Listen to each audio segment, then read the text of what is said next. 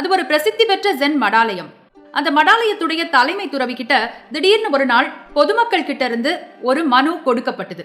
அந்த மனுவுல மடாலயம் இருந்த அந்த கிராமத்தை சேர்ந்த பொதுமக்கள் தங்களுடைய குற்றச்சாட்டு ஒன்னையும் வேண்டுகோள் ஒன்னையும் வச்சிருந்தாங்க.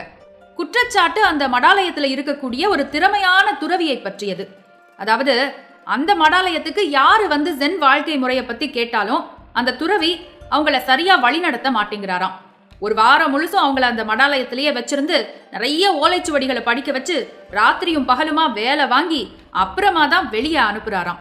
இதனாலேயே இப்பெல்லாம் எங்களுக்கு ஜென் வாழ்க்கை முறை மேல உள்ள ஆர்வமே போயிடுச்சு.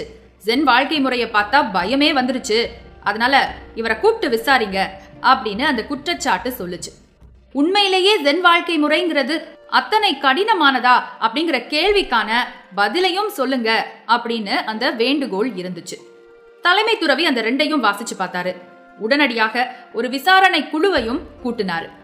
அந்த கூட்டத்துல வச்சுங்க கிராம மக்கள் எல்லாரையும் உட்காத்தி வச்சுட்டு குற்றம் சாட்டப்பட்ட அந்த திறமையான துறவியை கூப்பிட்டு கேள்வி கேட்டாரு இந்த தலைமை குரு. என்னப்பா இவங்க எல்லாம் சொல்றது உண்மையா, நீ இந்த மாதிரி தான் பண்ணுனியா அப்படின்னு. அந்த துறவி ரொம்ப நேர்மையானவர் போல எந்த மறுப்புமே இல்லாம ஆமா இவங்க சொல்ற எல்லாமே உண்மைதான் அப்படின்னு உடனேயே ஒத்துக்கிட்டாரு. அதே நேரத்துல தாம் பக்கத்துல இருக்கக்கூடிய நியாயத்தையும் எடுத்து சொன்னாரு. குருவே, நீங்களே சொல்லுங்க, ஜென் வாழ்க்கை முறைங்கிறது சாதாரணமானதா இல்ல வெறும் பாடமா மட்டும் சொல்லி கொடுக்கறதுக்கு அது வெறும் ஏட்டு சுரக்காயா? ரெண்டுமே இல்லையே. அது மிகவும் பறந்து விரிஞ்ச ஒரு தத்துவமாச்சே, வாழ்ந்து பார்க்க வேண்டிய ஒரு செயல்பாட்டு முறையாச்சே. அதனாலதான் அவங்களுக்கு அவ்வளவு நிறைய விஷயங்களை நான் சொல்லி கொடுத்தேன். மட்டும் இல்லாம எப்படி செய்யறதுங்கிறதுக்கான பயிற்சியையும் கொடுத்தேன். என் மனசாட்சிக்கு விரோதம் இல்லாம தான் நான் இதை செஞ்சேன். ஆனாலும் ஒருவேளை தவறு இருந்தா சொல்லுங்க, திருத்திக்கிறேன் அப்படின்னு ரொம்ப ரொம்ப தாழ்மையோட இருந்தது அவர் கொடுத்த விளக்கம். உடனேயே அந்த கூட்டத்துல ஒரு சலசலப்பு ஏற்பட்டுச்சுங்க. பலவிதமான எண்ணங்களோடும் பலவிதமான உணர்வுகளோடும் சில குரல்களும் எழும்புச்சு. இந்த துறவி சொல்றது உண்மைன்னா நம்மள மாதிரி பொதுமக்களால இந்த வாழ்க்கை முறையை பின்பற்றவே முடியாதா அப்படிங்கிற ஆதங்கம் சில குரல்கள்ல இருந்தது. நம்மளால பின்பற்றவே முடியாத ஒரு வாழ்க்கை முறையை போதிக்கிறதுக்கு இத்தனை துறவிகளா, இத்தனை மடாலயங்களா அப்படிங்கிற விரக்தி சில குரல்கள்ல இருந்தது. தலைமை குருவோ இது எல்லாத்தையும் கேட்டுக்கிட்டே உட்கார்ந்திருந்தாரு. அதுக்கப்புறம் அந்த திறமையான துறவி பக்கம் திரும்பி, உங்க விளக்கத்தை முடிக்கும் போது உங்க பக்கம் தவறு இருக்கா அப்படிங்கிற கேள்வியையும் நீங்க எனக்கு வச்சீங்க இல்லையா? நான் முதல்ல உங்களுக்கு அந்த கேள்விக்கு பதில் சொல்ல விரும்புறேன். ஆனா அதுக்கு முன்னாடி எனக்கு உங்ககிட்ட கேட்கறதுக்கு ஒரு கேள்வி இருக்கு, அதுக்கு நீங்க பதில் சொல்லுங்க அப்படின்னு சொல்லி ஒரு கற்பாறையை நோக்கி தன்னுடைய விரல்களையும் உயர்த்தினாரு. இப்ப எல்லாருடைய பார்வையும் அந்த கற்பாறை மேலதான். இந்த சமயத்துல அந்த தலைமை துறவி திறமையான துறவியை பார்த்து கேள்வி கேட்கிறாரு. சொல்லுங்க துறவியே, எவ்வளவு பெரிய பலசாலி ஆனாலும் சரி இந்த பாறைய அவங்களால ஒரே அடியில அடிச்சு உடைக்க முடியுமா?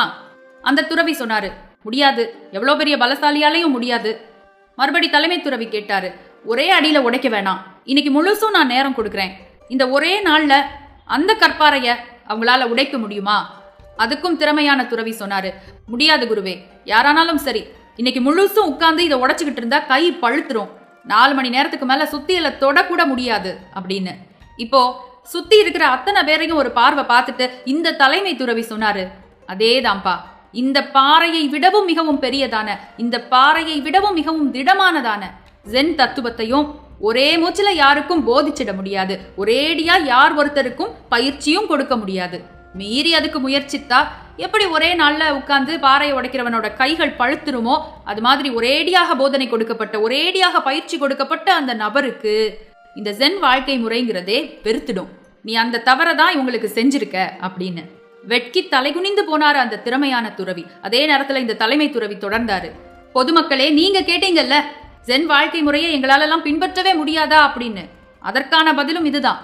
எவ்வளவு பெரிய பாறையாக இருந்தாலும் சரி, தொடர்ந்து சில நாட்கள், தொடர்ந்து சில மணி நேரங்கள் மட்டும் அந்த பாறையை அடித்துக்கொண்டே இருந்தால், அந்த பாறையை உடைத்து கொண்டே இருந்தால் அதை ஒருவரால் உடைக்க முடியும். அது மாதிரிதான் கொஞ்சம் கொஞ்சமாக சில மணி நேரங்கள் ஒவ்வொரு நாட்களும் எடுத்துக்கொண்டு இந்த போதனைகளை கேட்டு, சில மணி நேரங்கள் ஒவ்வொரு நாட்களும் எடுத்துக்கொண்டு இந்த பயிற்சிகளை செய்து பார்த்து இதன் மீது பற்றுதலோடு இருந்தால் இந்த வாழ்க்கை முறையையும் ஒருவரால் பின்பற்றிவிட முடியும் அப்படின்னு. அன்னைக்குதான் அந்த திறமையான துறவிக்கு தன்னுடைய பக்கம் இருந்த தவறு புரிந்தது. மக்களுக்கு ஜென் வாழ்க்கை முறை எத்தனை சவாலாக இருந்தாலும் அதை செய்ய முடியும் அப்படிங்கிற நம்பிக்கை பிறந்தது. நமக்கான ஒரு கால அவகாசம்னு ஒண்ணு இருக்கத்தான் செய்து. அந்த காலத்தை நம்ம சரியாக பயன்படுத்திக் கொள்ள வேண்டும். அந்த காலத்துக்குள்ளாக லட்சியத்தை நோக்கி நகர வேண்டிய சிறிய சிறிய அடிகளை நாம் வகுத்தாக வேண்டும். அந்த அடிகளை தொடர்ச்சியாக ஒவ்வொரு நாளும் எடுத்து வைக்க வேண்டும்.